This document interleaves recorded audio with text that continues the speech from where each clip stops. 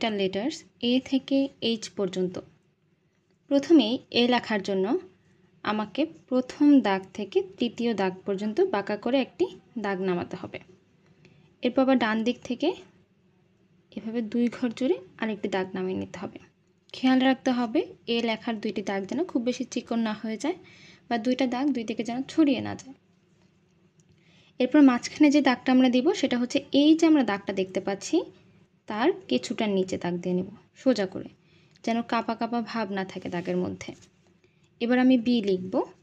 B লেখার জন্য প্রথম 2 ঘর জুড়ে সোজা একটি দাগ দিয়ে নিচ্ছি।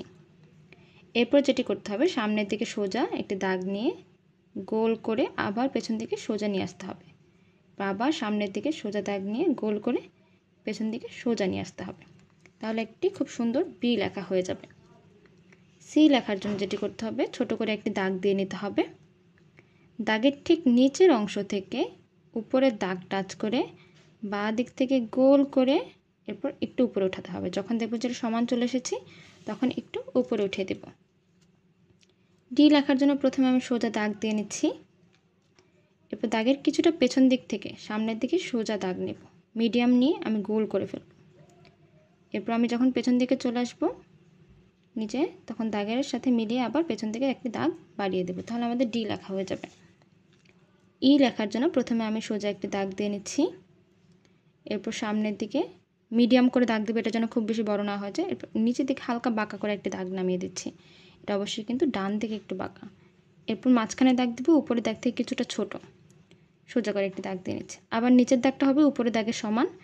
এরপরে উপর দিকে এভাবে আবার বাঁকা করে অল্প একটু দাগ দিয়ে নিতে হবে, এগুলো অবশ্যই ছোট ছোট হবে। এফ লেখার সময় সোজা একটি দাগ দিয়ে নিচ্ছি। এরপর সামনের দিকে মিডিয়াম করে দাগ দেবো ঠিক ই লেখার মতোই। এরপর আবার সেমভাবে বাঁকা করে একটু দাগ নামাচ্ছি, মাঝখানের দাগটা দেবো উপরের দাগ থেকে ছোট, এরপর সোজা একটি দাগ, এফ লেখা হয়ে যাবে।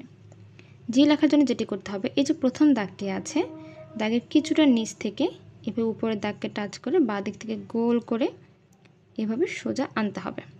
অর্থাৎ এই যেখান থেকে শুরু করেছিলাম তার সমান আসবো। এসে এই যে আমাদের দ্বিতীয় ঘরটা অর্ধেক যখন চলে আসবো তখন পেছন দিকে এভাবে একটি দাগ নিয়ে যাব, এরপর আবার নিচের দিকে একটি দাগ নামিয়ে দেবো। এটা অবশ্যই দ্বিতীয় দাগ টাচ করবে না, আবার ঘরের থেকে খুব বেশি ছোটও হয়ে যাবে না, দেখতে খারাপ লাগবে। অবশ্যই দাগের কাছাকাছি গিয়ে থেমে যাবে। এইচ লেখার জন্য প্রথমে একটি দাগ, এরপর হচ্ছে আবার আরেকটি দাগ, ঠিক মাঝখান থেকে যদি আমরা দাগের উপর দাগ দিই তাহলে আমাদের এইচ লেখা হয়ে যাচ্ছে। এটার ক্ষেত্রে খুব বেশি মোটাও করা যাবে না, খুব বেশি চিকনও করা যাবে না, মিডিয়াম রাখতে হবে। তাহলে আজকের ভিডিওটি এই পর্যন্তই। সকলে ভালো থাকবেন। আসসালামু আলাইকুম।